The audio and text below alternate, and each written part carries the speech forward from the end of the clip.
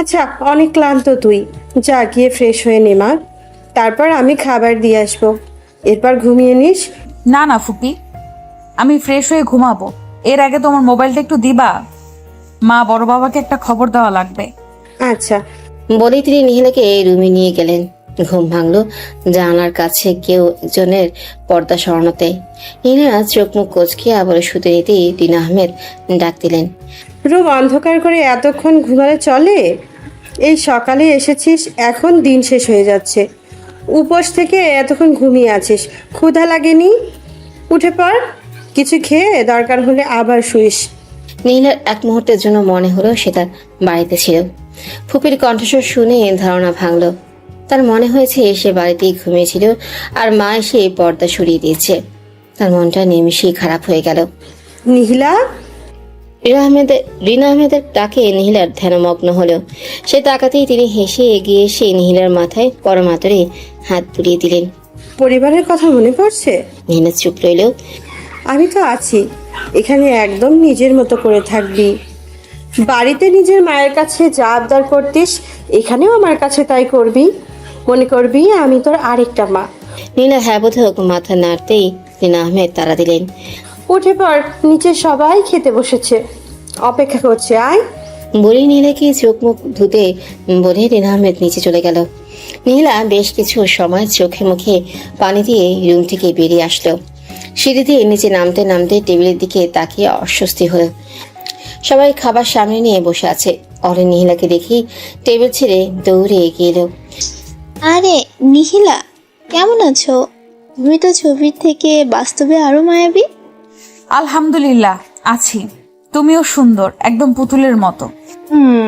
এটা তোমার সাথে মানায়। আচ্ছা, তোমাকে একটু জড়িয়ে ধরি। নিহিলা নিজেই একবারই অরেনকে জড়িয়ে নিল। নিহিলা ভাবলে অচ্ছুতকাল থেকে এই দেশে থেকেও কি সুন্দর করে তার বাংলা ভাষায় কথা বলছে। ফুপে হয়তো ভালোভাবেই ভাষার শিক্ষাটা দিয়েছে। সকালে আহানের কথা বলা দেখে মনে মনে এই ধারণা এসেছিল যে হয়তো সেই মায়ের কাছ থেকেই শিখেছে, কিন্তু এখন দেখা যাচ্ছে অরিনও পারে। রিনা আহমেদ তারা দিতেই তারা টেবিলের দিকে এগিয়ে গেল। টেবিলে আহান আর মধ্যবয়স্ক এক পুরুষ বসে আছে। ইনি হয়তো তার ফুপির স্বামী, মানে ফুপা। নিহিলা এগিয়ে গিয়ে মানুষটিকে সালাম দিল। এই তো বসে পড়ো মা। অবশেষে রিনার নিজের পরিবারের কাউকে দেখে চোখে তৃষ্ণা মেটালো বলে। কেমন আছো মা? বাসায় সবাই কেমন আছেন? এই তো আঙ্কেল, আলহামদুলিল্লাহ সবাই। বসে পড়ো। রিনা আহমেদ নিহিলার প্লেটে খাবার দিতে দিতে বলে উঠলেন। আমার ছোট ছেলেকে তো দেখেছিস, সকালে আনতে গিয়েছিল, পাজিটা তোরে ব্যাগ বহন করতে দিয়েছিল, এই সে আহান। নিহিলা তাকাতেই আহানের সাথে চোখাচোখি হতেই আহান হাসলেও। হ্যালো ভাইয়া। উহ, আমাকে ভাইয়া ডেকো না। এটা তুমি রাহান ভাইয়ার জন্য তুলে রাখো। মা বলেছে আমার একটাই বয়স। মা বলেছে আমরা একই বয়সে। আচ্ছা। শফিক আহমেদ আহানের দিকে তাকালো। তোমার মা যা বলছে সত্যি? অতিথিকে কিভাবে আপ্যায়ন করা লাগে জানিস না? সকালে ব্যাগটা নিজে এনে দিলে কি হতো?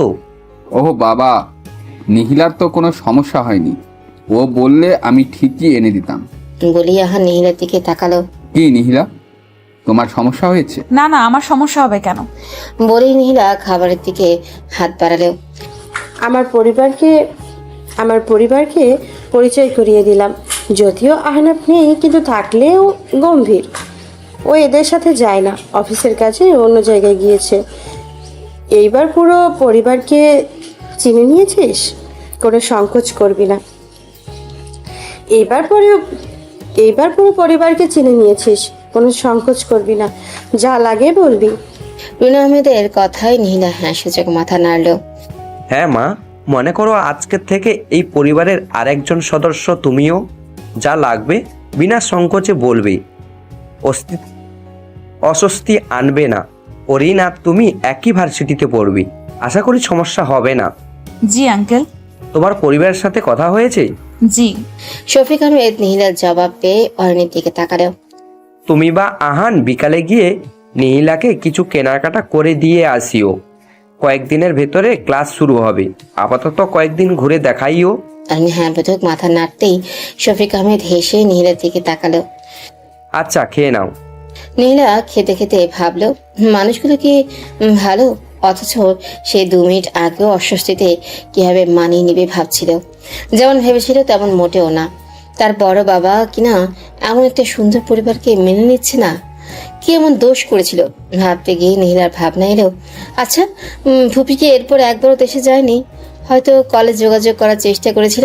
ফুপির তো উচিত ছিল গিয়ে সরাসরি ভাইয়ের কাছে যাওয়া, তাহলে হয়তো ফিরিয়ে দিতে পারতে না।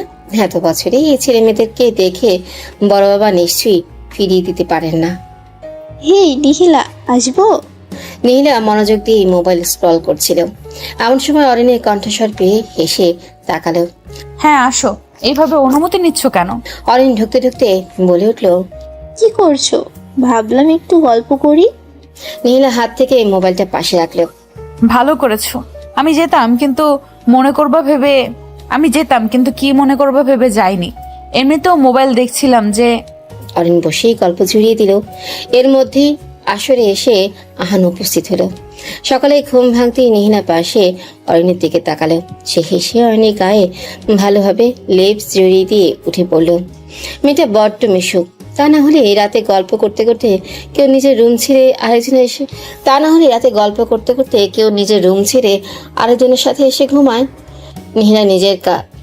নীলা নিজের প্রতি খুশি হলো। সে যদি এমন কোনো সিদ্ধান্ত না নিত তবে হয়তো এই জীবনে আর নিজের এমন কিছু মানুষের সাথেই আর মিলতে পারত না। এই মানুষগুলো এত ভালো, অথচ তার পরিবারের সাথে মেলামেশাই নেই। নীলা মোবাইল হাত ছুঁয়ে সময় দেখে এলো। সকাল 7টা বাজে। বোধহয় এই ঘরে এত তাড়াতাড়ি কেউ ওঠে না, কিন্তু সে তো শুয়ে থাকতে পারবে না। এই বাড়িতে এসেছি একদিন পূর্ণ হলেও, কিন্তু এখনো বাড়িটা ঘুরে দেখা হয়নি ভালোভাবে। এরা উঠতে উঠতে একটু হাঁটাহাঁটি করা যাক। সে হাত ছুঁয়ে চুলের কাঁটা খুঁজতেও কিন্তু পেল না। নীলা লম্বা চুলগুলোকে হাত খোপা করার চেষ্টা করলো। যখন থেকে চুল লম্বা হয়েছে তখন থেকে সে চেষ্টা করত মায়েদের মতো করে হাত খোপা করার, কিন্তু পারত না। রেহনা বেগমই সবসময় কি সুন্দর করে তেল দিয়ে বেনুনি করে দিতেন, কিন্তু নীলা ইচ্ছে করতো বেনুনি নয়, সে যেন মায়েদের মতো করে খোপাটা করে। তাই রেহনা বেগম ভালো মতো করে শক্ত করে চোখের নিমেষে চুল খোপা করে দিতেন। অথচ নীলা এতদিনেও সেটা আয়ত্তে আনতে পারেনি। মায়েরা করার সময় মনে হয় কি সহজ, কিন্তু নিজের বেলায় বুঝতে পারা যায়। নীলা দীর্ঘক্ষণ চুলের সাথে যুদ্ধ করে অবশেষে সফল হলো, কিন্তু তাও অনেক ছিলা। তার মনে হচ্ছে বেশি নড়লেই আবার খুলে যাবে চুলগুলো। কি করা যায়? সে আশেপাশে তাকালেও ছোট্ট জিনিস কাটা সেটা কোথায় রেখেছে বুঝতে পারছে না। এদিকে চুল খোলা রাখার অভ্যাস তার নেই। এদিকে অরণ্য ঘুমাচ্ছে। সামান্য কাটার জন্য মেয়েটার ঘুম ভাঙানোর প্রয়োজন নেই, তাই বাধ্য হয়ে ওইভাবেই ঢিলা করেই খোপাটা করলো। সে উঠে দাঁড়িয়ে ওড়নাটা হাতে নিয়ে রুম থেকে বের হলো। রুম থেকে বের হতেই আশেপাশে অনেক নিস্তব্ধ লাগলো। বোঝাই যাচ্ছে সবাই ঘুম। নীলার ঘাটলো না। এই দোতলার মাঝে রুমটা তাকে দেওয়া হয়েছে। তার রুমের ডান পাশে গুলো অরিন, ফুপি, আহানের। বোধহয় তারা সবাই একদিকে, কিন্তু তার ডান পাশের রুমটা ভিন্ন মনে হচ্ছে। এই 4 রুমের মিলিয়ে যার জায়গা ঠিক একই জায়গা ডান পেশেও আছে, কিন্তু রুম হয়তো একটি। নীলার আগ্রহ হলো। সে একটু হাঁটাহাঁটি করে রুম পেরিয়ে সামনে আসতেই কোনার দিকে নজর গেল। ওদিকে খোলা বারান্দার মতো লাগছে, অনেক আলোর রেখা মনে হচ্ছে। বোধহয় বাড়ির ডিজাইন করে খোলা রেখেছে অর্ধেক। সেই বারান্দার সাথে একটা রুম ছিল। নীলা এগিয়ে গেল। সামনে গিয়ে তার চোখ দিয়ে বিস্মিত হলো। এত রুচিবান মানুষও আছে বুঝি। মূলত রুমটার সাথে ব্যালকনির মতো বারান্দাটা লাগোয়া, তবে রুম পেরিয়ে শেষের দিকে এসেও কিছুটা খোলা রেখেছে, যাতে করে রুমের বাইরে থেকেও মানুষ বারান্দাটাতে আসতে পারে। সম্পূর্ণ সবুজে ঘেরা জায়গাটা, বিভিন্ন টপে গাছ, ফুল এসব লাগানো হয়েছে। কিছু কিছু গাছ আবার আকারে অনেক বড় হয়েছে। অনেক গাছে নাম না জানা ফুল ধরেছে, দেখলেই মন প্রাণ জুড়িয়ে যায়। এত সবুজের মাঝে একটা ছোট্ট দোলনাও রাখা আছে। এত রুচিবান কে আছে এই ঘরে? এই রুমটা কার? অরিন তো কিছু বলেনি। পর মুহূর্তে নীলা নিজেই নিজের বোকামো দেখে হাসলেও। কার আর হবে? ফুপি নিশ্চয়ই এসব করেছেন। একটা গাছে অনেকগুলো গোলাপ ধরে আছে। নীলার চোখ ছলছল করে উঠল। বিদেশের মাটিতে এমন একটা ঘর সে আশা করেনি। সেও বাড়িতে থাকাকালীন কত গাছ লাগাতো। তার গাছগুলোর কথা মনে পড়ে গেল। গাছের কথা মনে হতেই সাফাত ভাইয়ের কথা মনে পড়ে গেল। নীলা গোলাপ গাছটির দিকে এগিয়ে গেল। পাশেই দোলনাটিতে বসে গাছের ফুলগুলোর দিকে তাকালো। বাইরে দমকা হাওয়া আসার কারণে চুলের খোপা খুলে গেছে। চুলের খোপা খুলে গেল। সে আর খোপা বাঁধার চেষ্টাই করলো না। আচ্ছা, এই গোলাপ গাছটিতে কি আর গোলাপ ধরেছে? সেই গোলাপ গাছটিতে কি আর গোলাপ ধরেছে? এই ঠিক মতো যত্ন করছে কিনা কে জানে। সেই গাছটি সাফাত হয়ে স্মৃতি হিসেবে ছিল। নীলা পরক্ষণে ভাবনাটা মাথা থেকে ঝেড়ে ফেলে দিল। আশ্চর্য, এখানে এসেও সেই ওই মানুষটার কথাই কেন ভাবছে? এখানে তো সে পড়তে এসেছে, এসব মনে করতে নয়। কে আপনি? কোনো অচেনা পুরুষের এই কণ্ঠস্বর শুনে নীলা ওখানে থমকে গেল। সে পেছন ফিরে তাকানোর সাহসই পেল না। তবু নিজেকে শান্ত করে পেছনে ফিরতে এক লম্বাটে সুদর্শন যুবককে দেখতে পেল। পরনে ট্রাউজার আর গেঞ্জি, তা দেখে সে আরো গুটিয়ে গেল। এই মেয়ে, আমি বলছি কে আপনি? বোবা নাকি? একটু চেঁচিয়ে রাহান কথাটি বলে উঠল। রিনা আহমেদ সবে রুম থেকে বেরিয়ে সিঁড়ির কাছে গিয়েছিল। মাঝে ওই দিক থেকে রাহানের কণ্ঠস্বর পেয়ে ছুটে গেল। গিয়ে বুঝতে পারলো নীলার উপরেই চেঁচিয়েছিল। রাহান বাবা, এটা তোরে বলেছিলাম না দেশ থেকে নিহিলা এসেছিল, তোর মেজো মামার মেয়ে নিহিলা। বলেই তিনি নীলার দিকে তাকালেন। কারোর কোনো ঘরে অনুমতি না নিয়ে ঢোকা অভদ্রতা, তার উপর সেই জায়গায় গিয়ে বসা, সেটা বোধহয় শেখানোর বয়স পেরিয়েছে। এবার নীলা মাথা তুলে তাকালো। সামান্য বারান্দায় এসেছে তাই বলে এত কথা মানার মতো নয়। আর তার উপর অতিথি। কোনো অতিথির সাথে এইভাবে কথা বলা অভদ্রতা, সেটাও বোধহয় শেখানোর বয়স তোমার অনেক আগেই বেরিয়ে গিয়েছে। আর এ বারান্দাটা। নীলা আরো কিছু বলতে নেবে রিনা আহমেদ নীলাকে নিয়ে যেতে লাগলেন। অতিথি এমন অভদ্র হয় না। এমনিতে দেখতে ছোট, কিন্তু মুখে কথার বুলি ফুটছে বড়দের মতো। বড়জনের সাথে কিভাবে কথা বলতে হয় সেটাও শিখলে না। নিজেকে সংশোধন করো। আপনাকে বড় কে বলবে? শুধু গায়ে বড় হলে হয় না, মাথার ঘিলেও থাকা লাগে। থাম, তোরা কি করছিস? আমি একজন মুরব্বী দাঁড়িয়ে আছি, তোরা আমাকে দেখেই চোখেই দেখছিস না? প্রথম পরিচয় হলে কই একটু ভালোভাবে কথা বলবি, তা না? আদরের ভাইজিকে সংশোধন করো, বেয়াদব মেয়ে। বলি রাহান ভেতরে চলে গেল। নীলা রিনা আহমেদের দিকে তাকাতেই তিনি তার হাত ধরে অনুনয় সুরে পড়ে উঠলেন। রাগ করিস না মা, আমার এই ছেলেটা হয়েছে ভিন্ন, এমনই যা বলবে উপরে সব বলে দেবে, কিন্তু মনটা ভালো। ওকে আমি আচ্ছা মতো বকে দিব, রাগ করিস না মা। আরে না ফুপি, তুমি কেন ওর হয়ে কথা বলছো? তুমি তো কিছুই করনি। আচ্ছা আয়, কালকে মাঝরাতে রাহান এসেছিল বিধায় জেগেছিলাম, তাই আজ উঠতে একটু দেরি হলো। আয় নাস্তা করে নিবি। তুমি যাও, আমি অরিনকে নিয়ে আসবো। ঠিক আছে। বলে রিনা আহমেদ সিঁড়ি বেয়ে নিচে নেমে গেলেন। নীলার রাগ হলেও এই পরিবারের সব মানুষ একরকম আর ওই মানুষটা একরকম। যেমন করে রুম ভাগ করেছে ঠিক নিজেও তেমন। অর্ধেক জায়গায় এরা সবাই এক পাশে আর অর্ধেক জায়গায় উনি এক পাশে। ঠিক হয়েছেও তেমন। ওরা এক মেরুর আর ওই লোকটা আরেক মেরুর। নীলার ভাবনা এলো, এমন অসভ্য মানুষও আছে নাকি তা জানা নেই। আজ সকালে খুব তাড়াতাড়ি ঘুম থেকে উঠল নীলা। আজকে থেকে এই ক্লাস ছিল। সে গায়ে চাদর দিয়ে ব্যালকনিতে গিয়ে দাঁড়ালো। অদূরে কিছু গাছ দেখা যাচ্ছে, এখনো কনকনে শীত বিদ্যমান। নীলা চোখ ঘুরিয়ে দেখতে লাগলো। তার চেরি ব্লসম দেখার ইচ্ছে আছে, কিন্তু কোনো গাছে এমন নিদর্শন নেই। দেখি আজ অরিনকে বলবে। এতদিন তেমন একটা বের হওয়া হয়নি। অরিন আর সে একসাথে ভর্তি হয়েছে বিধায় নীলা অস্বস্তি একটু কম হচ্ছে, কারণ অন্তত একজন আছে তো সাথে। নীলা ফ্রেশ হয়ে অরিনকে টেনে তুলল। এখনো অরিন তার রুমেই থাকে। প্রথম যেদিন থেকেছিল সেদিনের পরের রাত অরিন বালিশ নিয়ে চলে এসেছিল। তোমার কোনো সমস্যা হবে আমি যদি তোমার রুমে ভাগ বসাই? আরে না, কেন হবে? আসো। এমনিতেও বাড়িতে আমি আর রিহি একসাথেই থাকতাম, তাই এইখানে খালি খালি লাগছে। তুমি কিছু ভাবলে ভেবে বলিনি। নিজে থেকে এসেছো, অনেক খুশি হয়েছি। অরিন খুশি হয়ে বালিশ রেখে নীলাকে জড়িয়ে ধরল।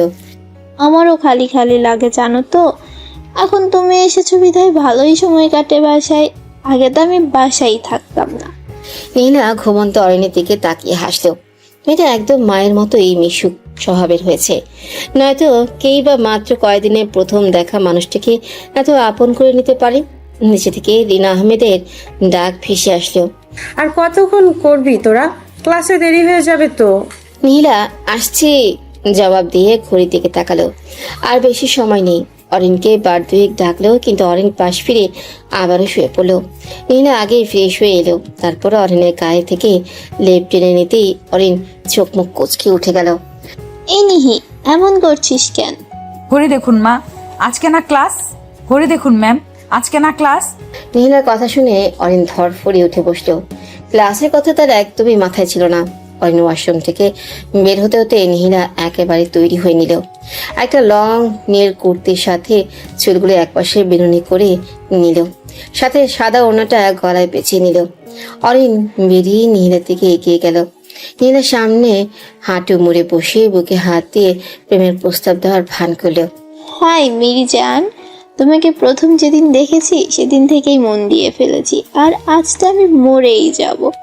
প্লিজ, আর অন্য ছেলেরা মরে যাওয়ার আগে আমার প্রস্তাবটা গ্রহণ করে আমাকে ধন্য করুন ম্যাম। নীলা অরিনের মাথায় গাঁটটি মেরে তুলে দিল। হয়েছে, এত ঢং করা লাগবে না।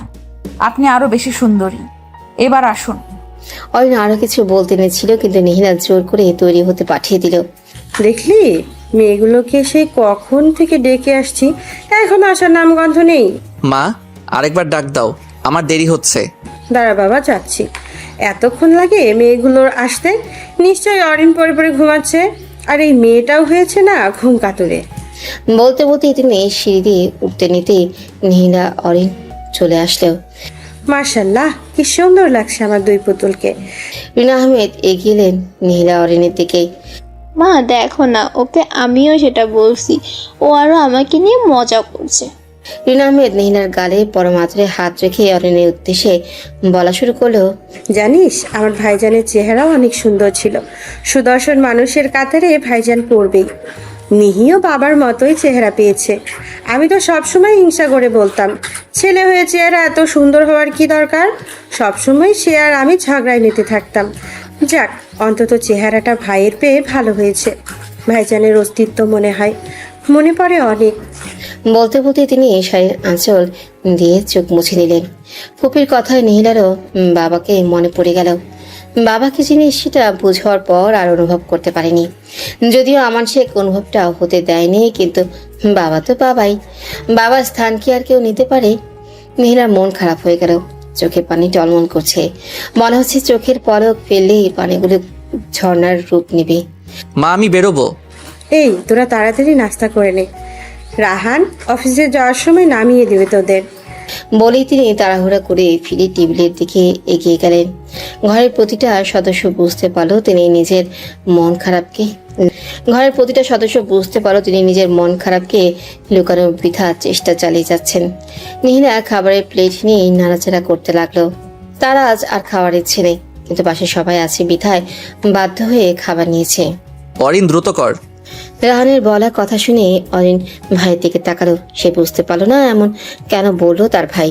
সে তো ঠিকই খাচ্ছে। পাশে নীলার দিকে তাকাতেই বুঝতে পারলো। এই নিহি, তাড়াতাড়ি খেয়ে নে।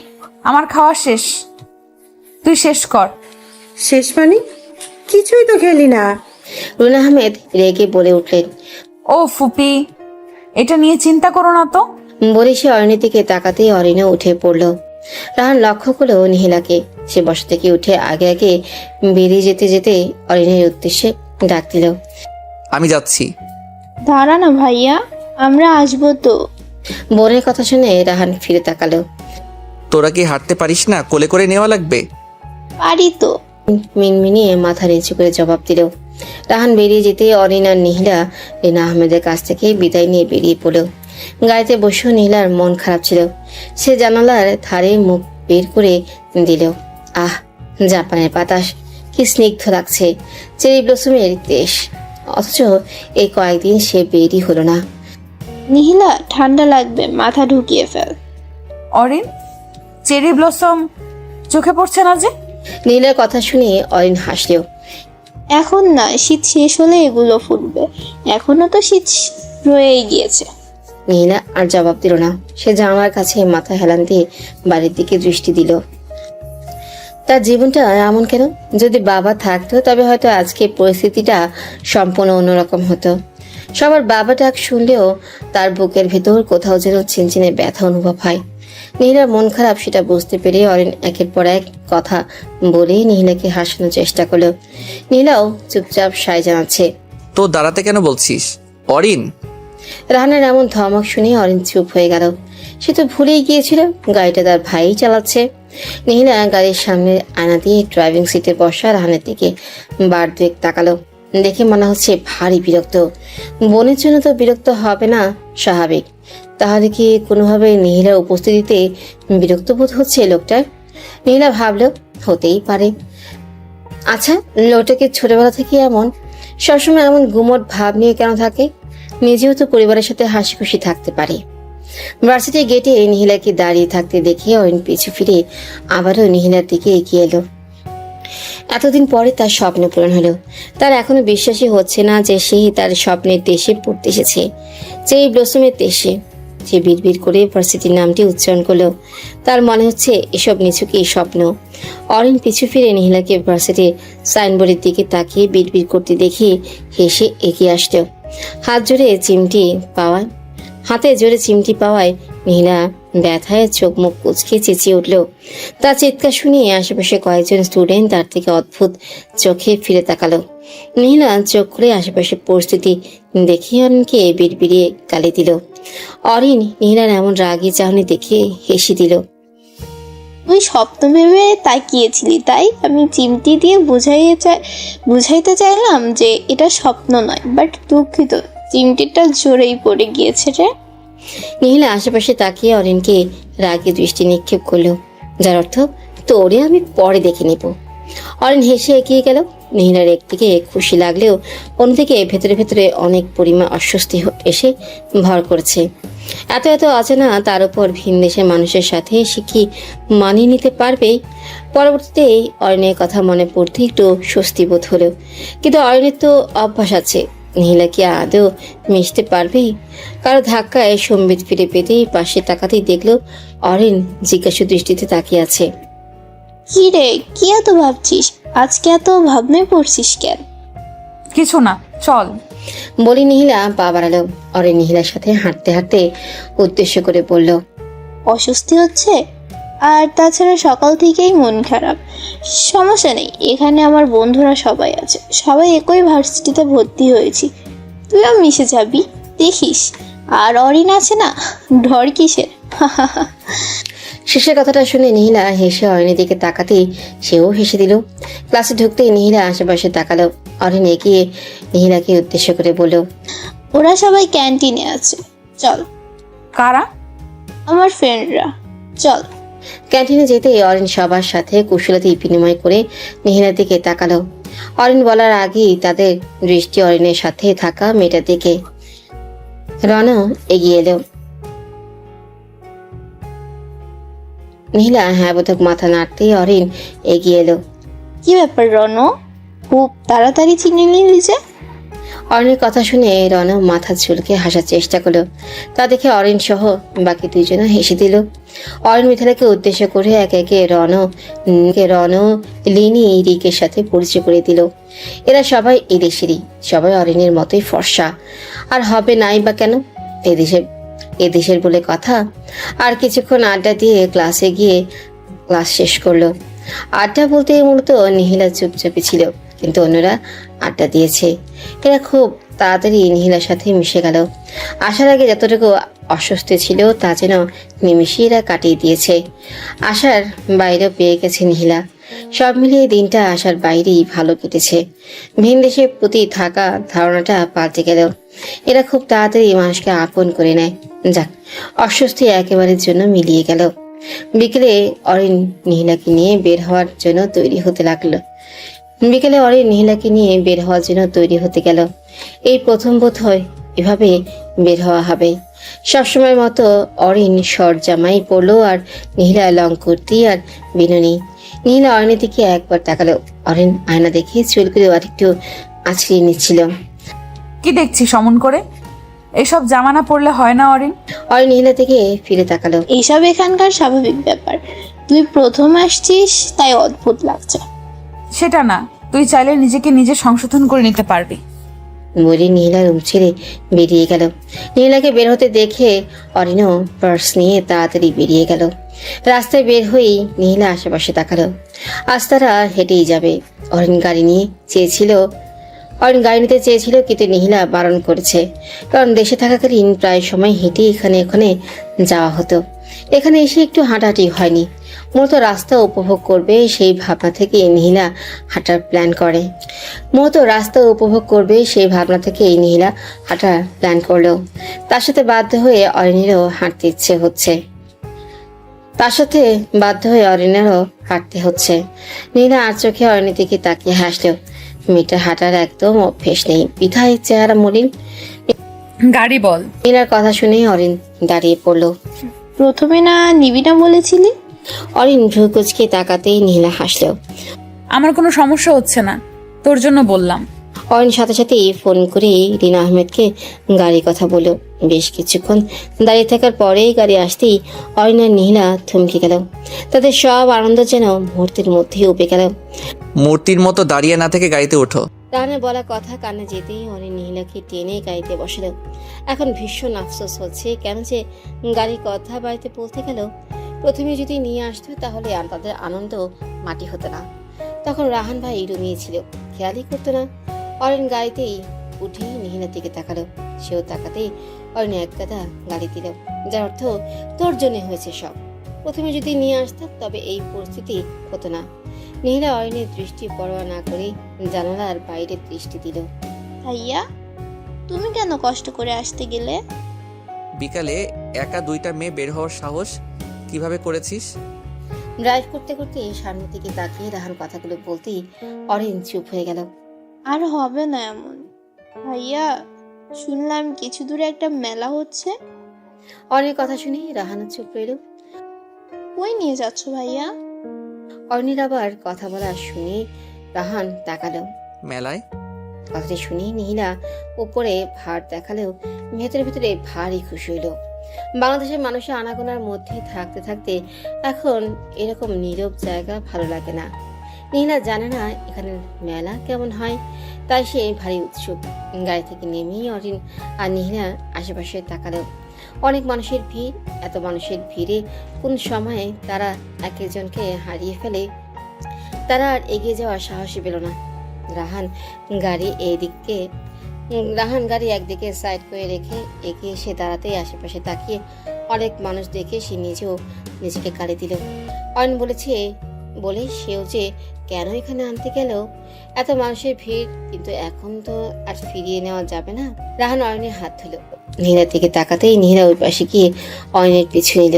কিছু সময় যেতেই একদল লোকের ভিড়ে নীলা অয়নের হাত ছুটে পেছনে পড়ে গেল। রাহান এগিয়ে এসে সামনের দিকে তাকাতেই তার অপর হাতটা নীলার দিকে বাড়িয়ে দিল। হাত ধরো। লাগবে না। রাহান এগিয়ে এসে সামনের দিকে তাকিয়ে তার অপর হাতটা নীলার দিকে বাড়িয়ে দিল। বলে আশেপাশে তাকিয়ে রাহানের হাতে শার্টের কাপড়টা চিমটি দিয়ে ধরল। তা দেখে রাহানের ঠোঁটের কিনারায় হালকা প্রসারিত হলো। অরিন ভাইয়ের দিকে তাকাতেই থমকে গেল। শেষমেশ তার ভাই? না, সেটা কি ভাবছে? দায় পড়ে তো নীলাকে হাত ধরতে বলেছে। না হয় এত মানুষের ভিড়ে সে হারিয়ে যাবে তো। অরিন আরেকবার তাকালো। রাহান নীলার হাত ধরেনি, তবে নীলা তার হাতের কাপড়ে কিছু অংশ ধরে আছে। তা দেখে অরিনের মুখভঙ্গি পাল্টে গেল। যদি তার প্রথমের ভাবনা অনুসারে এমন কিছু হয় তবে তার আপত্তি নেই, মন্দ হয় না। সাফাতের মন আজ বেশ ফুরফুরে। প্রায় কয়েকদিন পরেই বাড়ি ফিরতে পারছি বলে কথা। যদিও মাত্র কয়েকদিন, কিন্তু তার মনে হচ্ছে কত সহস্র দিন সে বাড়ির বাহিরে। সে ভাবেনি এই প্রথম আমানশিক এত তাড়াতাড়ি কথা ভেঙেছেন। তিনি তো প্রথমে 1 মাসের মাথায় বাড়ি আসতে বলেছিল, কিন্তু কয়েকদিন বেরোতেই সাফাত যখন বাবাকে কল দিয়ে বলল সে ভালোভাবেই সব করেছে, প্রথমে আমানশিক কল কেটে অফিসের খবর নিল। তারপর আবার কল কেটে দিয়ে বলল যেন বাড়ি এসে কয়েকদিন ঘুরে যায়, তারপর না হয় আবার আসবে। সাফাত প্রথমে বিশ্বাস করতেই পারেনি, পরে আর বিষয়টা ঘাটল না। যাক, বাড়ি ফিরবে অবশেষে। এই কয়েকদিন সে বাড়িতেও কল করেনি। অবশ্য আমার শেখ বাড়িতে কল করার অনুমতি দিয়েছিল, কিন্তু সাফাতের ইচ্ছে হয়নি। মিলির সাথেও কথা হয়নি। প্রথম দুদিন পরে কল দিয়েছিল ঠিকই, কিন্তু মায়েরা তেমন কথা বলেনি। এমনিতেও মেয়েদের থেকে ভার ভার আচরণ পেয়ে সে ভীষণ কষ্ট পেয়েছিল। তার উপর মিলির সেই একই কর্মকাণ্ডের ফলে আর ফোন করার ইচ্ছেই হয়নি।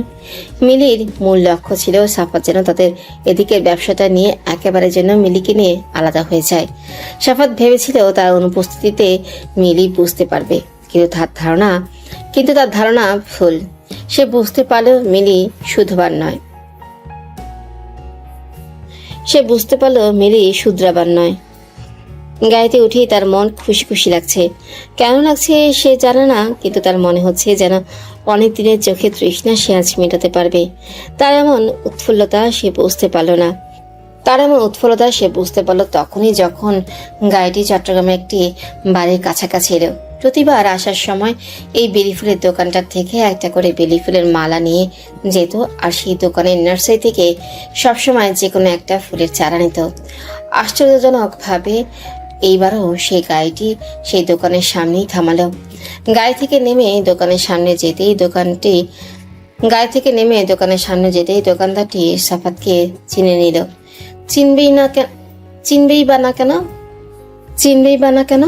প্রতিবার যে নিয়ম করে এই দোকানটি থেকেই সব নিত। বাবু আসেন, এইবার অনেক দিন পর এলেন যে। সাফাতের অবচেতন মন জিজ্ঞেস করলো, কতদিন পরে? এই ধরেন 1 মাস মতো হচ্ছে। প্রতিবার তো প্রতি সপ্তাহে আসতেন। বলে তিনি পেছনের দোকানের এক কর্মচারী ছেলের উদ্দেশ্যে হাঁক ছাড়লেন। এই জসিম বাবুর জন্য একটি বেলি ফুলের মালা আর গোলাপ সুন্দর করে মুড়িয়ে দে। বলে তিনি সাফাতের দিকে ফিরে চাইল। বাবু আজ কোন গাছটা নেবেন? সাফাত কি বুঝে না করলো না। সে হাতের ইশারায় সাদা গোলাপটা দেখালো। এটা দাও। ঠিক আছে। আপামনি ভালো আছেন? আর গতবার গোলাপ নিয়েছিলেন, ওইটাতে গোলাপ ধরেছে? বলতে বলতে তিনি গাছটি নিলেন। সাফাতের মনে আসলেও প্রতিবার ওরা ব্যালকনিতে গল্প করার সময় নিহিলা মন খারাপ করে দেখাতো। দেখেন তো সাফাত ভাই, এখনো গোলাপ আসছে না। এইটাকে ধরে আরেকটাতে ধরছে না, একটাতে ধরেছে আরেকটাতে ধরছে না। সাফাত হাসতো, হেসে সান্ত্বনা দিত। ধরবে? সাফাতের এই একটা সান্ত্বনাতেই নিহিলা ভরসা খুঁজে পেত। তার উৎফুল্লতা দেখে মনে হতো যে সাফাত বলেছে আর ফুল ধরে গেছে। সাফাত গভীর থেকে একটা শ্বাস নিল। এইবারও মনে পড়ছে ভীষণ করে, কিন্তু এসব কেন নিয়ে যাচ্ছে সে জানে না। এখন তো এসব আর মানায় না, কিন্তু সাফাত এসবের ধারই ধারছে না। তার অবচেতন মন বারবার মনে করিয়ে দিয়েছে নিহিলার কথা। নিহিলার সকালে ঘুম থেকে উঠে বসতেই ড্রেসিং টেবিলের দিকে চোখ গেল। সে উঠে আয়নার সামনে এগিয়ে গেল। আয়নার সামনে থাকা খরগোশ ল্যাম্পটি হাতে নিয়ে চোখ বুলালো। এটা এখানে কি করছে? এটা তো সে মেলায় দেখেছিল, পছন্দ হয়েছিল বিধায় 2 বার তাকিয়েছিল, কিন্তু এটা এখানে কে এনে দিল? তবে কি কিছু একটা ভাবতেই নিহিলা আজকে নিজেকে সংযত করলো। এসব কি ভাবছিস তুই নিহিলা? এসব কিছুই না। এসব ভেবেও নিহিলা নিজেকে সান্ত্বনা দিতে পারল না। অরিন ঘুম থেকে উঠে বসতেই নিহিলাকে আয়নার সামনে দাঁড়িয়ে খরগোশ ল্যাম্পটি হাতে নিয়ে কিছু একটা ভাবতে দেখে হাসলো। হেসে এগিয়ে গেল। কি রে, কি ভাবছিস? অনেক কথায় নিহিলা হাতে থাকা খরগোশ ল্যাম্পটির দিকে তাকালো।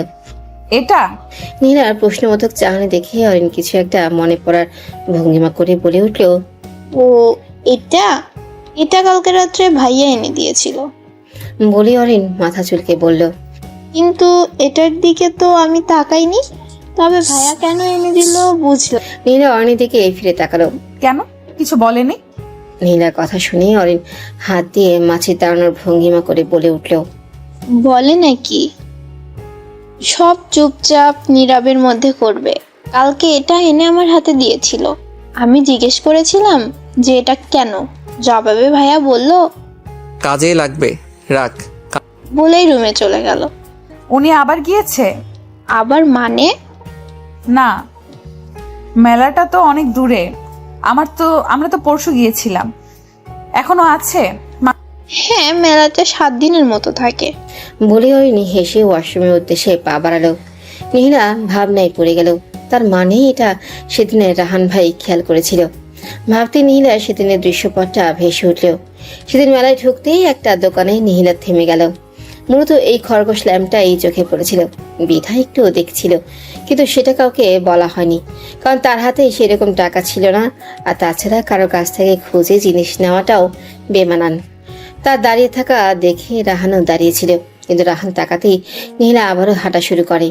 পরবর্তীতে রাহান যে সেই জিনিসটাই খেয়াল করেছে সেটা নীলা ঘুণাক্ষরও ভাবেনি। নীলা ভাবনা থেকে বেরিয়ে এলো, খরগোশ ল্যাম্পটা জ্বালিয়ে সেটা থেকে দৃষ্টিপাত করে হাসলো। মানুষটা উপরে যেমন দেখায় তেমনটা নয়, আংশিক হয়তো। এই নিহিলা, কি বলছিস বিড়বিড় করে? অয়ন ওয়াশরুম থেকে এসে মাথায় টোকা দিতেই নীলা ভাবনা থেকে বেরিয়ে এলো। সে ধরা পড়ে যাওয়ার ভঙ্গিমায় খরগোশ ল্যাম্পটা পেছনে ফিরে আগের জায়গায় আবারও সাজিয়ে রাখতে রাখতে বলল, কিছু না।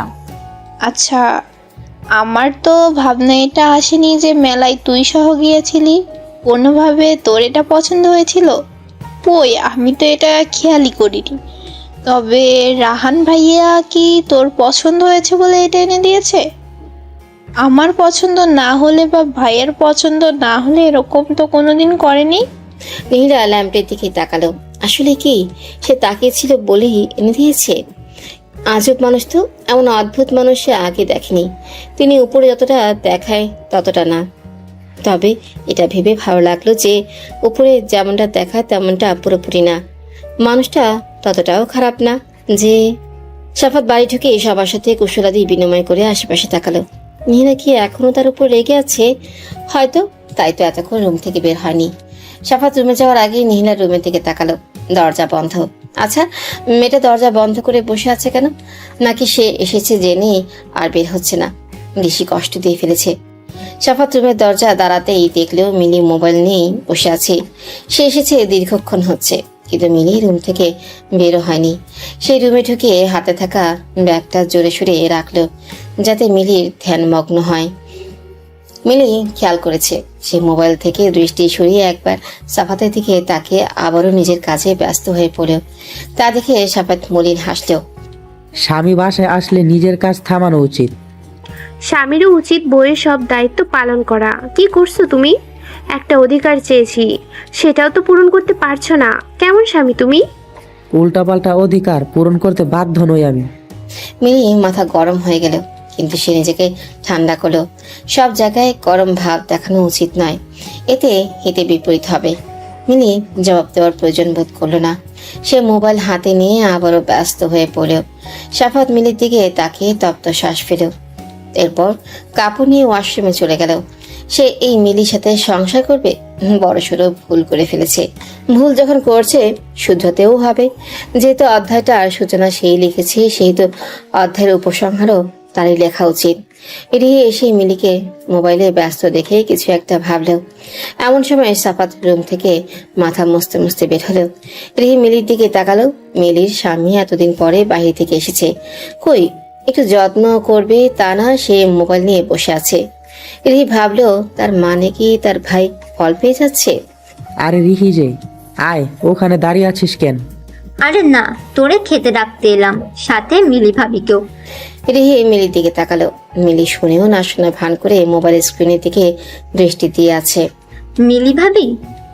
আমি খাবো না বলে সে মোবাইল নিয়ে ব্যালকনিতে চলে গেল। সাফাত আর ঘাটলো না, সে রিহিকে নিয়ে বেরিয়ে গেল।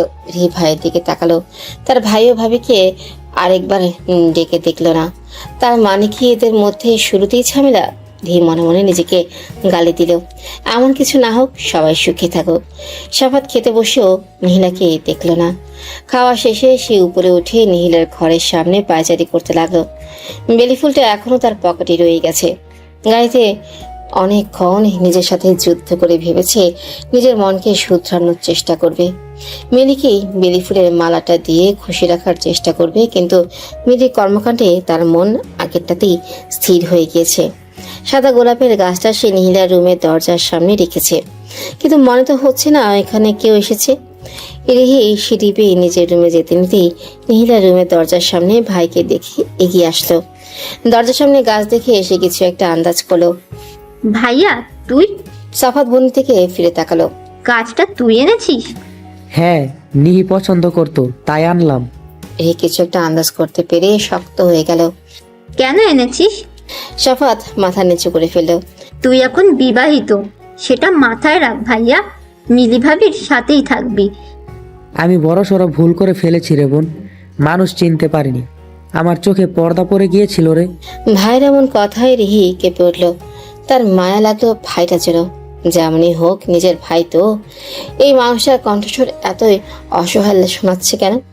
মানুষটার এমন অসহায় কণ্ঠস্বর সে মেনে নিতে পারছে না, কিন্তু এখন আর কোনো পথ খোলা নেই। ভেতরে ভেতরে খারাপ লাগলো, সে নিজেকে যথাসম্ভব শক্ত করলো। কিছু করার নেই ভাইয়া, ভুল করেছিস, এখন সেটা নিয়েই ভালোভাবে থাকবি। ভুল আমি করেছি, তাই এটা শেষ আমিই করে দিব। কি শেষ করবি? বলেই রিহি ভ্রু কুচকে তাকাতে সাফাত মাথা নিচু করে ফেললো। নিহিলা নেই, চলে গেছে। সাফাত রিহির কথা বুঝতে পারলো না। নেই মানে? নেই মানে নেই, সে জাপানে ফুপির কাছে চলে গেছে। সাফাত হাসলো। তুই মজা করছিস তাই না? তোর সাথে আমার মজা করার সম্পর্ক আগে থাকলেও এখন নেই ভাই। রিহি শান্ত স্বরে বলা কথাটাই সাফাতকে ভেতর থেকে নাড়িয়ে দিল। সাফাত স্তব্ধ হয়ে দাঁড়িয়ে রইল। তাকে সেভাবেই রেখে রিহি চলে গেল। সাফাতের চোখে ভাসছে নিহিলার উচ্চস্বরে হাসির মুখ। মেয়েটাকে সে এত গভীর থেকে ভেঙে গুড়িয়ে দিয়ে দিয়েছে যে মেয়েটা এত দূরে চলে গেল। পরিবার ছেড়ে যেতে কিভাবে পারলো? সাফাত পরাক্ষণে নিজের উপরই হাসতো। যাবেই বা না কেন? নিজের জন্য থাকবে। এখান থেকে নিজের অতীতের তিক্ত স্মৃতি মনে করে সে তো এগিয়ে যেতে পারবে না। একটা পাষাণ মানুষ এসে তার জীবনে একটা বিশ্রী অতীত দিয়ে দিয়েছে, আর সে সেই পাষাণ মানুষটাকে ক্ষমা করে এখানেই থেকে যাবে? সাফাত মলিন হাসলেও সে ফুলের গাছটার দিকে তাকালো। এক পা এগিয়ে ফুলের গাছটা হাতে নিয়ে নিহিলা রুমের দিকে পা বাড়ালো। দরজা খুলতেই চারপাশে তাকালো। সাফাত রুমের আলো জ্বালালো না, ওইভাবেই এগিয়ে গেল। রুমের চারিদিকে থেকে যেন নিহিলার হাসির ঝংকার শোনা যাচ্ছে, যেন হেসে হেসে বলছে, শেষ পর্যন্ত ফিরে আসলেন তো সাফাত ভাই। বলতে বলতেই কেটে দিল। কেটেই বলা শুরু করলো, আমাকে এমন একটা অতীত কেন দিলেন? আমি ভালো থাকতে পারছি না। সাফাত ব্যালকনির দিকে এগিয়ে গেল। আশ্চর্য, তোর এমন কেন লাগছে? সে সোজা ব্যালকনিতে চলে গেল। ব্যালকনিতে এগিয়েই দেখলেও তার সব গাছগুলো সারি সারি লাগানো আছে। নিশ্চয়ই নিহিলা রিহিকে দায়িত্ব দিয়ে গিয়েছে গাছগুলোর। এখন সব গাছেই কম বেশি একটা ফুল আছেই। যে গাছটাতে ফুল ধরেনি বলে মন খারাপ করেছিল নিহিলা, সে গাছটিতে একসাথে 3টি ফুল আছে। সাফাত একটু এগিয়ে গাছটির ফুলগুলোতে ছোঁয়া লাগিয়ে দিল।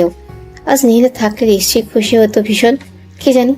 সাফাত তার হাতে থাকা গাছটা সহ বাকি গাছগুলো সাথে রাখলো। আকাশে আজ চাঁদ উঠেছে বিশাল বড়। থালার মতো 4টা সব আলো যেন নিহিলার ব্যালকনিটাতে এসে পড়েছে। নিহিলা থাকলে নিশ্চিত এই দোলনাটাতে বসে রাতটা উপভোগ করত। পাশে নিজের রুমের ব্যালকনিতে চোখ যেতেই দেখতে পেলেও মিলি ফোনে কথা বলছে। ওই পাশে ফেরা ছিল, আর এই ব্যালকনিতে কোনো আলো জ্বালায়নি বলেই মিলি খেয়াল করতে পারেনি। সাফা তাকিয়ে রইল, মিলি কার সাথে কথা বলছে? তার তো পরিবারের সাথে যোগাযোগ নেই। সে এই মিলি আর বিয়ের আগের মিলির সাথে মেলাতে পারছে না। সাফাতা এক দীর্ঘ মলিন শ্বাস ফেলল। আলো আধারে সাফাতকে দেখা যাচ্ছে না। সাফাত মিলির ব্যাপারটা আর ঘাটার চেষ্টা করলো না। ইচ্ছে করলো না গিয়ে মিলির ফোনটা দেখার। সে এগিয়ে নিহিলার দোলনাটাতে বসলো। আজ আর রুমে যেতে ইচ্ছে করছে না, রাতটা এভাবেই কাটিয়ে দিবে। পশলা বৃষ্টি স্নাত প্রকৃতিকে সাজিয়ে তুলেছে তার আপন রূপে। প্রাণ ফিরে পেয়েছে মৃতপ্রায় পাতাহীন গাছের ডালগুলো। কোমল বাতাস এবং সুন্দর ফুলের সাথে উষ্ণ আবহাওয়ার প্রকৃতির শান্ত স্নিগ্ধ অপ্রতিম মুগ্ধতার গন্ধে বলে দিচ্ছে দরজায় কড়া নাড়ছে বসন্ত। দেখতে দেখতে কেটে গেল অনেকগুলো দিন। এখন কারোর জন্য থেমে থাকে না, সময় কারোর জন্য থেমে থাকে না। যেভাবেই হোক চলবেই। নিহিলা বেশ মানিয়ে নিয়েছে। সপ্তাহ ধরে রোদের বেশ আমেজ। এরকম নিয়মিত রোদ, ঝকঝকে নীল আকাশ নিহিলা আসা পর্যন্ত আর দেখেনি। তার সঙ্গে এমন এক আওলা বাতাস বইছে, কিন্তু সে হাওয়ায় এরকম মিষ্টি স্বাদ। দেহে শীত অনুভব হলেও এক ভালো লাগার আবেশ ছুঁয়ে দেয়। নিহিলা ব্যালকনি থেকে এসবই পর্যবেক্ষণ করছিল। বেশ কিছুক্ষণ থেকে শীত অনুভব হতেই ব্যালকনি ত্যাগ করলো। নিহিলা নীলা নিজের রুমে বসে মোবাইল স্ক্রল করছিল। এমন সময় হুট করে অরিন হাতেই 2টা জামা নিয়ে ঢুকলো। তা দেখে নীলা ভ্রু কুচকালো। তুই তো বের হোসনি, তবে হাতে শপিং ব্যাগ কেন? অরিন শপিং ব্যাগ দুটো নিয়ে উৎফুল্ল হয়ে খাটে বসলো। রাহান ভাইয়া এনেছে। রাহান ভাইয়া এভাবেই হুটহাট আনে, অথচ মুখ ফুটে কিছুই বলে না। আচ্ছা। বলে নীলা আবারও মোবাইল স্ক্রিনে চোখ দিল। এই গম্ভীর ছেলেটাকে নিয়ে সে আপাতত আর ভাববে না। এতদিন ভাবতে ভাবতে তার দিন শেষ। মানে এত গম্ভীর মানুষ কিভাবে হয় সেটাই সে ভেবে পায় না। এখান থেকে এটা তোর। বলি অরিন একটা প্যাকেট মহিলার দিকে বাড়িয়ে দিল। নীলা মোবাইল থেকে চোখ সরিয়ে একবার প্যাকেটটার দিকে তাকিয়ে অরিনের দিকে ভ্রু কুচকে তাকালো। এখন থেকে এটা তোর। আমার জন্য? এখন থেকে এটা তোর। হ্যাঁ, পছন্দ হয়েছে কিনা দেখ। বলি অরিন নিজের জামাটা নিয়ে চলে যেতে নিতেই আবারও ফিরে তাকালো। অবশ্য ভাইয়ার পছন্দ বলে কথা, পছন্দ হবেই। বলে অরিন জামা নিয়ে চলে গেল। নীলা প্যাকেট খুলে জামাটা বের করলো। সাদা আর হালকা গোলাপি রঙের একটা গাউনের মতো। নীলা পুরোপুরি বের করলো জামাটা। সেটা নিয়ে দাঁড়িয়ে নিজের দিকে ধরলো। আসলেই পছন্দ সুন্দর। কিন্তু পরক্ষণে নীলা রেখে দিল। সে গাঢ় নীল কালো ছাড়া অন্য রঙের কাপড় পরতে তেমন একটা স্বাচ্ছন্দ্য বোধ করে না। কিন্তু এই রংটা যদিও হালকা, কিন্তু না পরতে পরতে আর ইচ্ছে হয় না। বলছি না ভাইয়া মানুষের সাথে মানাবে তেমন কাপড়ই আনবে। বলে অরিন নিজের দিকে তাকালো। দেখ তো আমাকে কেমন লাগছে। নীলা জামাটা রেখে অরিনের দিকে এগিয়ে আসলো। অরিনেরটা সাদা আর হালকা লালের। মাশাআল্লাহ, কি সুন্দর লাগছে তোকে। বলে অরিন নিজের জামাটা আরেকটু ঘুরিয়ে ফিরিয়ে দেখলো। এগুলো কেন এনেছেন? কি জানি, এনেছে, খুশি হয়েছি অনেক। বলে অরিন মাকে দেখাতে চলে গেল। নীলা ভাবনায় পড়ে গেল। হুটহাট মানুষটা এমন কর্মকাণ্ড করে, আবার পরক্ষণেই নিজের বোকামতে গালি দিল। হয়তো জামা সুন্দর লেগেছে বিধায় বোনের জন্য নেওয়ার সময় নীলার জন্য নিয়েছে। এতে এত ভাব আর কি আছে? নিহিলা শোন, বিকেলে জামাটা পরে তৈরি হয়ে নিবি। অরিন দ্রুত পদে রুমে এসে নীলার উদ্দেশ্যে কথাগুলো বলে উঠল। কেন? রাহান ভাইয়া কোথাও নিয়ে যাবে। রাহান ভাই? নীলা ভাবনায় চলে গেল। এই একটা মানুষকে সে ঠিক চিনে উঠতে পারে না। এমন গম্ভীর মানুষের সাথেও দেখা করা যায় নাকি? আমি যাব না। কেন? তোর যে গম্ভীর ভাই একটু বেশি কথা বললেও ধমক দেয়। একটা মানুষের সাথে যাওয়া মানে জেনে শুনে কুমিরের লেজে পা দেওয়া। এমন মানুষের সাথে যাওয়া মানে জেনে শুনে কুমিরের লেজে পা দেওয়া। আনন্দটাই মাটি। তুই কি আমার ভাইয়াকে অপমান করছিস? অরিন ভ্রু কুচকে তাকাতেই নীলা এগিয়ে আসলো। তুই নিজেই তো জানিস আনন্দ মাটি হবে, সেটার কথা বললাম। তা ঠিক, কিন্তু এইবার বাবা মা সহ যাচ্ছে, সুন্দরভাবেই কাটাতে পারবো। বলি সে নীলার দিকে তাকালো। আমার ভাই কিন্তু অতটাও খারাপ না তুই যেমনটা মনে করছিস। মাঝে মাঝে আমরা অতিরিক্ত খুশি হয়ে লাফালে ডাক দেয় না। কই যাবি তো? জানি না এখনো। বিকেলে সবাই তৈরি হয়ে নিল। নীলা রাহানের দেওয়া কাপড় হাতে নিয়ে দাঁড়িয়ে আছে। এই রংটা তার একসময় পছন্দ ছিল, কিন্তু এখন আর পরতে ইচ্ছে করে না।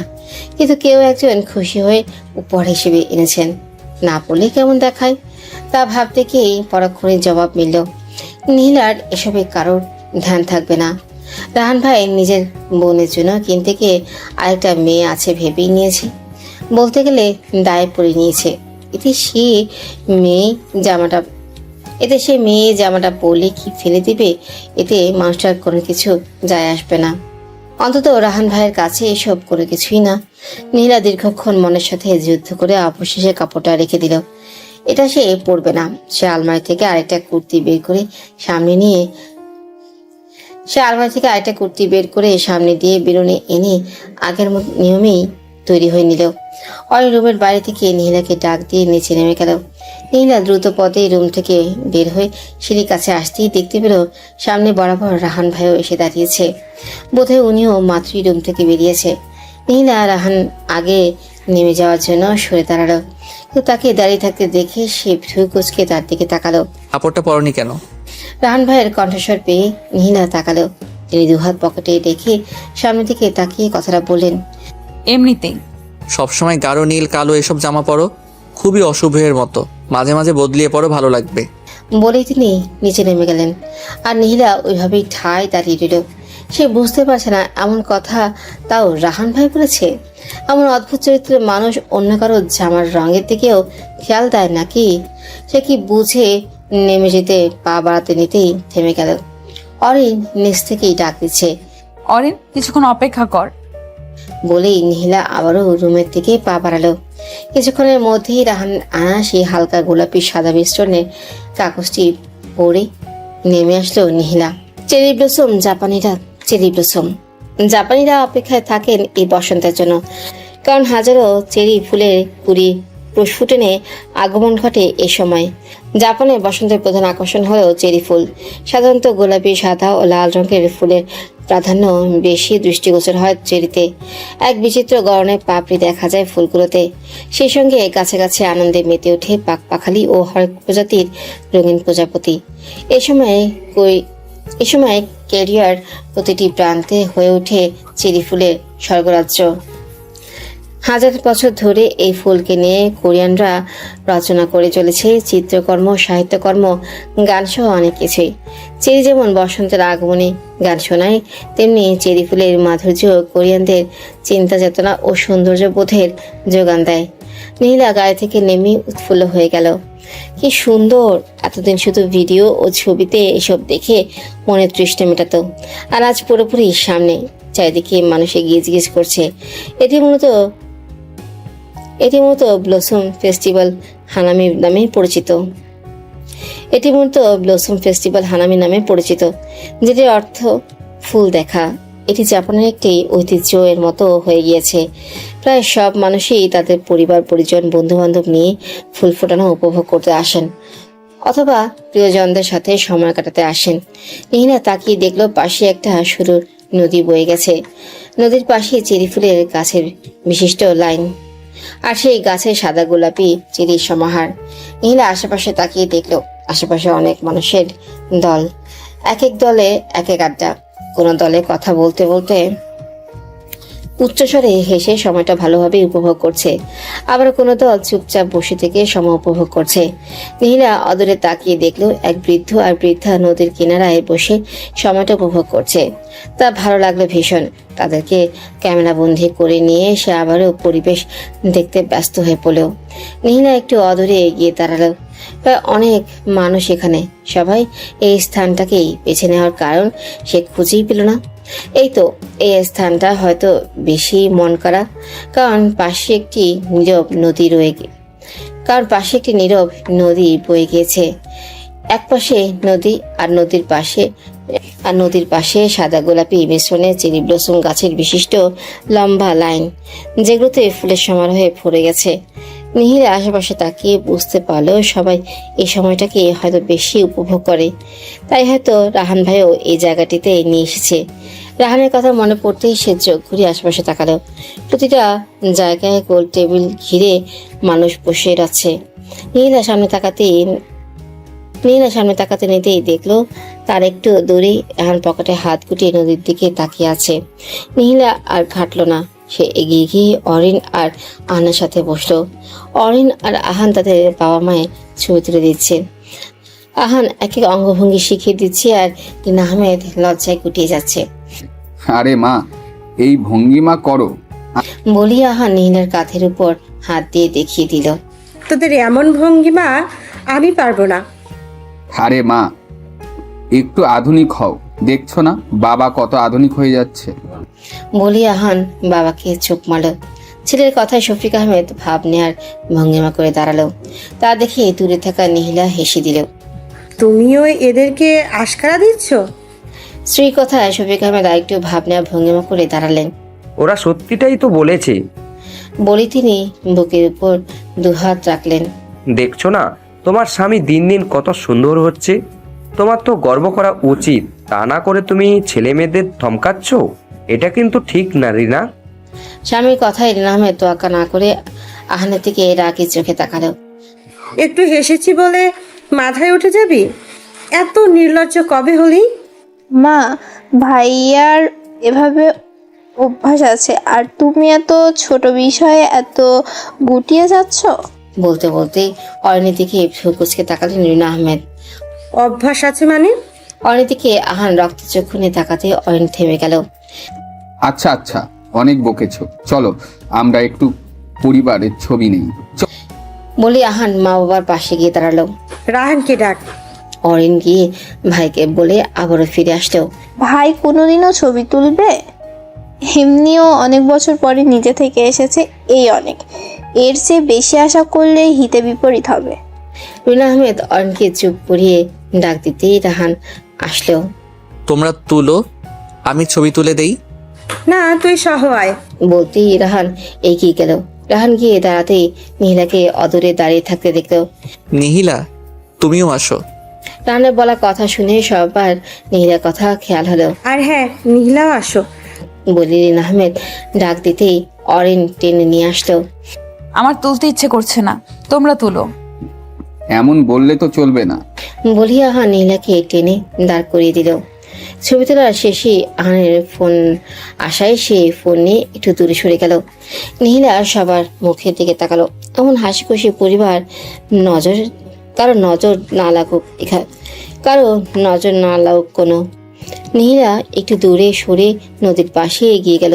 সে খেয়াল করলো তার জামাটার সাথে এই জায়গাটার বেশ মিল, মানে চেরি ব্লসম ফুলগুলো সাদা গোলাপি মিশ্রণে আর তার জামাটাও সাদা গোলাপি মিশ্রণে। মনে কিছু একটু ভাবনা আসতেই নিহিলা অদূরে দাঁড়িয়ে থাকা রাহানের দিকে তাকালো। এটাও কি কাকতালীয়? অদূরে অরিনা আর তার বাবা একসঙ্গে উৎফুল্ল হয়ে দাঁড়িয়ে আছে।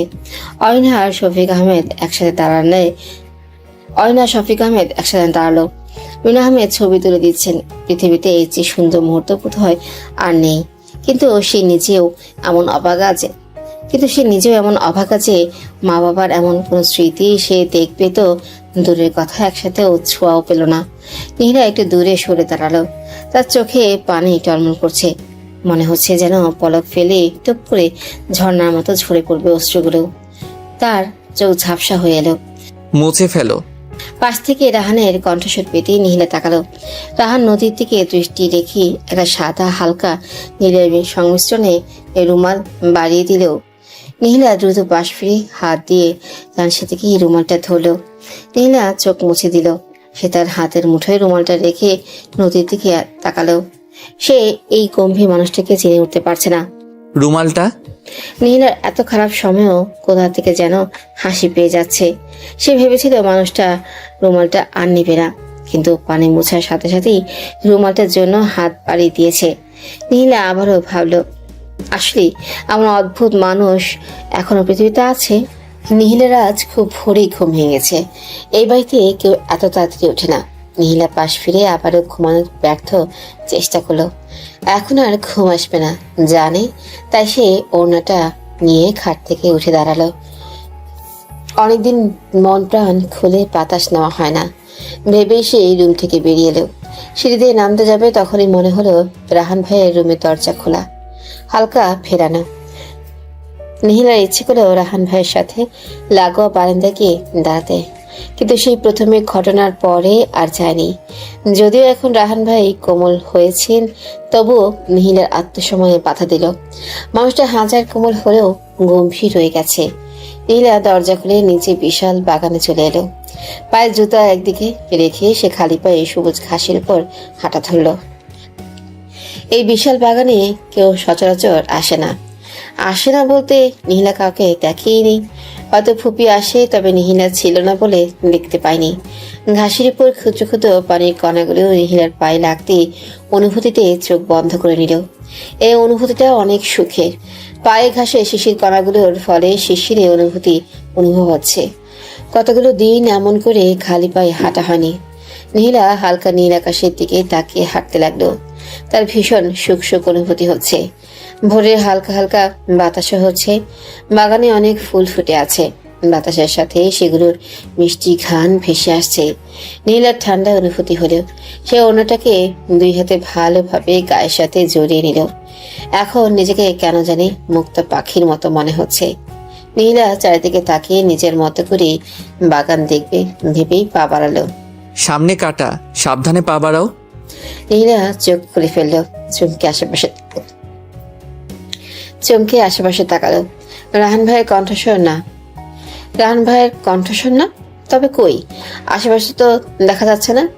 নিজের ভুল শুনেছে ভেবে সামনে তাকাতে দেখলো সত্যি সত্যি একটা গোলাপের ডাল পড়ে আছে, যেটা অনেক পরিমাণ কাঁটাযুক্ত। সামনে পা বাড়ালেই আসলেই অনেক ক্ষত হতো। নীলা ডালটি হাত দিয়ে তুলে নিল। কি মনে করে উপরে তাকাতেই দেখলো রাহান ব্যালকনিতে দাঁড়িয়ে আছে। নীলা মনে মনে খুশি হলো। মানুষটা আসলে নিজেকে যেমন উপস্থাপন করে তেমনটা মোটেও না।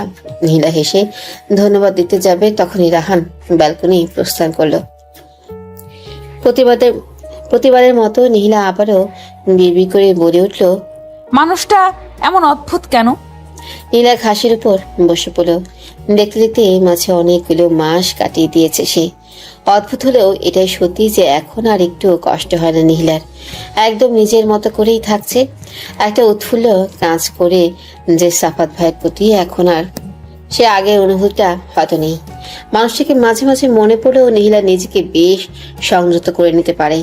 ইদানিং এখন আর মনে পড়ে না, হয়তো অত খারাপও লাগে না। উল্টো এখন ওই মানুষগুলোই তার আপন